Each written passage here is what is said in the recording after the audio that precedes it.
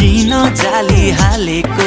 किन कुकुर पालेको घुर्दै हेर्यो भुकेन नजिक जान